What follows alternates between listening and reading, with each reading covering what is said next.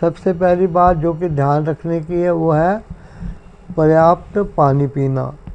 हालांकि ये सिद्ध है कि हमारे शरीर का 75% 70% के करीब जल तत्व ही है, और वो जल तत्व खून की नलियों में मिला हुआ जल तत्व नहीं है, बल्कि वो हर ऊतक में, हर सेल में, हर अंग में है।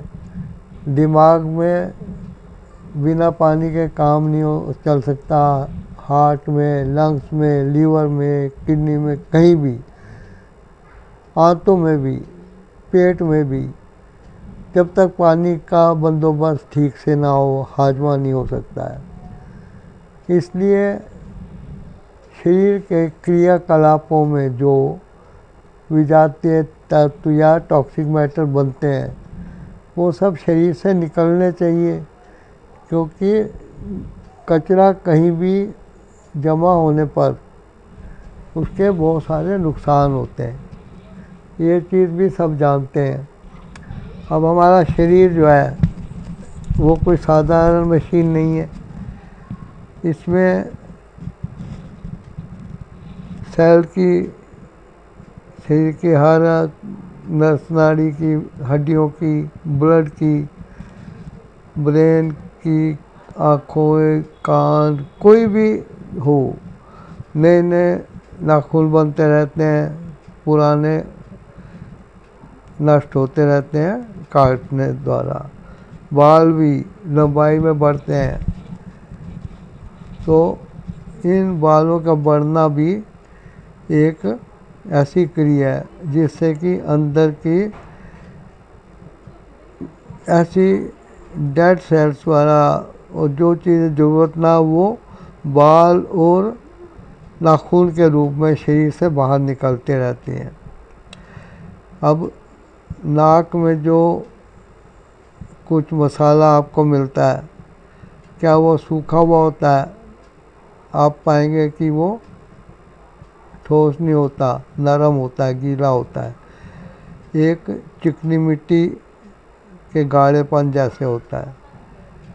गले में जो बलगम है वो भी, जीभ पे जो भीगापन है, थूक है, लार है, ये सब भी सब पानी ही है। और शरीर के अंदर जो टूट फूट होकर वेस्ट मटेरियल बनता है उसको शरीर से बाहर निकलने के लिए मूत्र की और पेट साफ होने की, लैट्रिन वगैरह की क्रिया द्वारा ये चीज़ें जो वेस्ट मटेरियल है शरीर से बाहर निकलता रहता है। पर्याप्त पानी नहीं पिएंगे तो भोजन आंतों में वेस्ट के रूप में आगे बढ़ के सुबह लैट्रिन के रूप में निकलेगा नहीं। पानी ही खून के अंदर जितने तत्व होते हैं जो कि शरीर को नहीं चाहिए उनको घोल के मूत्र के रास्ते निकालता है। ये सब किडनी का काम है। तो किडनी में जो मूत्र क्षमता है वो खून का कतरा नहीं होता बल्कि पानी होता है। इसलिए शरीर को पानी की बहुत ज़रूरत है। जैसे ही शरीर में पानी की कमी होती है तो जीभ, होंठ, मुंह सूख जाता है, जिससे कि पानी पीने की एक इच्छा होती है, और फिर शरीर के अंदर पानी जाते ही पानी अपना काम करने लगता है। हमारे शरीर में नमक की बहुत ज़रूरत है। नमक कई शरीर के फंक्शंस में काम आता है, लेकिन अधिक मात्रा में नमक खाने से, क्योंकि खाने के हर आइटम में नमक डाल देना, सलाद वगैरह के ऊपर उसको छिड़क के खा लेना, नमकीन खाना, नमकीन बिस्कुट खाना, और पकोड़े वाला या कोई भी चीज़ खाना, उनमें सब में नमक होता है। अगर आपने अपनी थाली में खाने की कई चीज़ें ली हैं जिसमें नमक डालते हैं और सब में नमक है, तो आप बताइए कि टोटल नमक आपने कितने चम्मच खा लिया होगा। इसीलिए ब्लड प्रेशर बढ़ता है। ब्लड प्रेशर बढ़ने से किडनी पर जोर आता है और किडनी की खराबी में एक फैक्टर ब्लड प्रेशर का भी है। इसीलिए पेशेंट्स को ब्लड प्रेशर कम करने की सलाह दी जाती है। ब्लड प्रेशर कंट्रोल करने के लिए बहुत सी दवाइयाँ हैं जो कि हर पेशेंट के कॉन्स्टिट्यूशन के हिसाब से डॉक्टर प्रिस्क्राइब करते हैं और फिर वो उनकी मात्रा ऊपर नीचे करके एक जगह सेट कर देते हैं। बीपी दवाओं से कम होता है तो नमक ज़्यादा लेने से बीपी हुआ तो नमक कम लेने से बीपी भी घटेगा। इसलिए नमक को बड़ी सोच समझ के लेना चाहिए। तीसरी चीज़ है प्रोटीन। प्रोटीन शरीर के हर सेल को, मांसपेशियों को बनाती है। शरीर की मांसपेशियां प्रोटीन के कारण बनती हैं। प्रोटीन के बहुत काम होते हैं।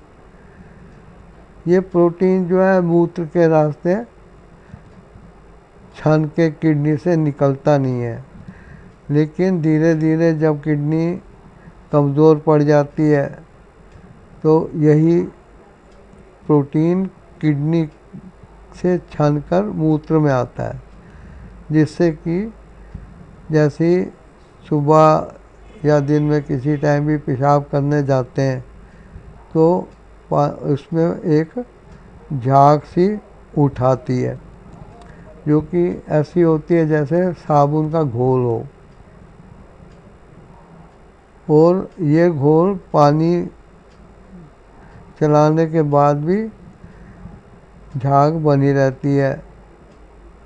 ये सीट में चिपक भी जाती है और ये कई मिनट तक स्थायी रूप से वहाँ दिखती भी है।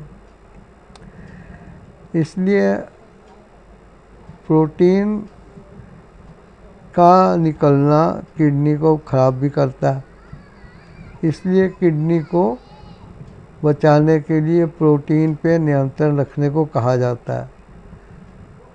डॉक्टर और डाइटिशियन बताते हैं कि प्रोटीन के सोर्स क्या क्या हैं।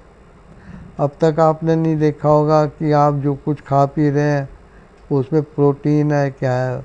बस आप ये सोचते हैं कि खाने की चीज़ है, बस चबा के निगल के घोल के पेट में डाल लो, बाकी काम पेट जाने और शरीर की बाकी क्रिया जाने।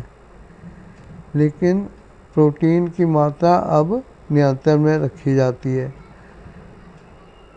और जो लोग नॉन वेज खाते हैं, मीट वगैरह ये चीज़ें, उनको उससे बचने की सलाह दी जाती है। प्रोटीन दालों में भी होता है। अब दालें बिल्कुल बंद ना करा के उनकी मात्रा बहुत कम कराई जाती है ताकि उससे जो प्रोटीन बने वो घातक ना हो। दालों में भी हल्की दाल जैसे मूंग, मसूर की दाल, मोठ वाला जो है ये खाने को बताए जाते हैं, ठीक है।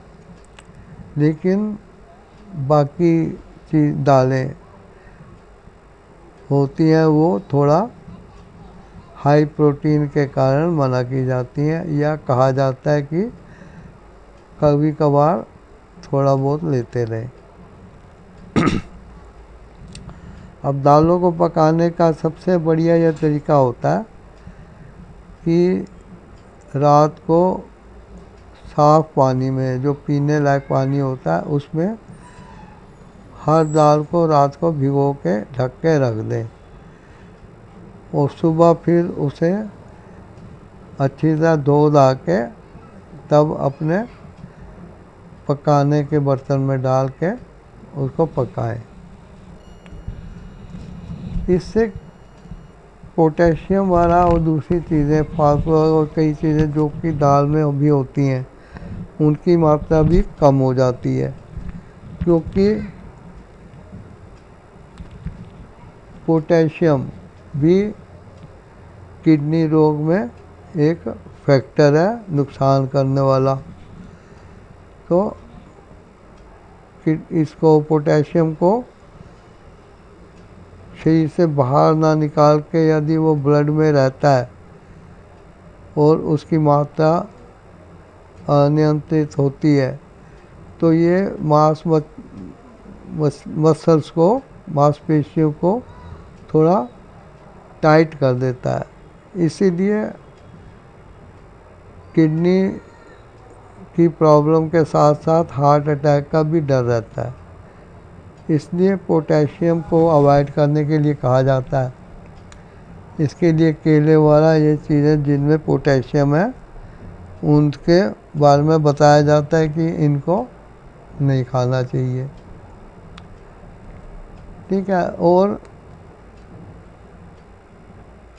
हमारे शरीर में जब पाचन क्रिया होती है तो पित्त वाला और दूसरे रसायन जो होते हैं, हार्मोन वाला, जो कि डाइजेशन में मदद करते हैं, डाइजेस्टिव सूप होते हैं, सॉरी जूस होते हैं हरियर, उनको जो है देखा जाता है कि हाजमा करने के लिए जब वो खाने की वस्तुओं पे, मटेरियल पे पेट के अंदर क्रिया करते हैं तो उसमें एसिड बनता है, खटाई बनती है। ये खटाई ब्लड में रह जाती है, ब्लड खट्टा हो जाता है और शरीर के हर सेल को खट्टा ब्लड मिलने से सेल्स का नुकसान होता है। इसलिए कहा जाता है कि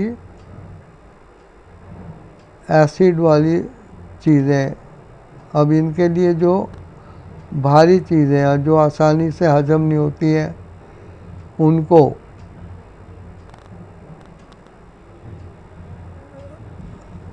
कम कराया जाता है या बंद कराया जाता है ताकि पेट के अंदर खटास ना बने।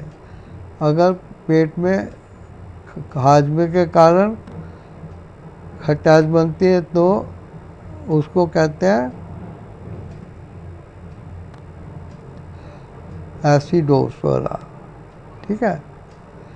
और इनको कम करने के लिए खट्टे फल वाला मना किए जाते हैं, खट्टी चीज़ें मना की जाती हैं।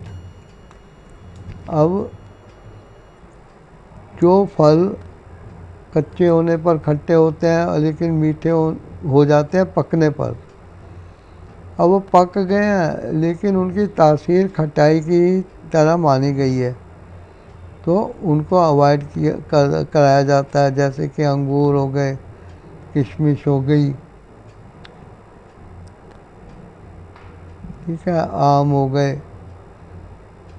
सेब, अमरूद वाला, पपीता, तरबूज, खरबूजा, चीकू, ये खाने को दे सकते हैं लेकिन एक कम मात्रा डिसाइड करके। अब ये चीज़ें जो है हम उपाय कर सकते हैं इनको कि पानी पर्याप्त मात्रा में पिएं, जिससे कि मूत्र जो छाने वो अपने साथ विजातीय तत्वों को, विषाक्त पदार्थों, टॉक्सिक मैटर्स को मूत्र के रास्ते बाहर ले जाने में किडनी काम कर सके।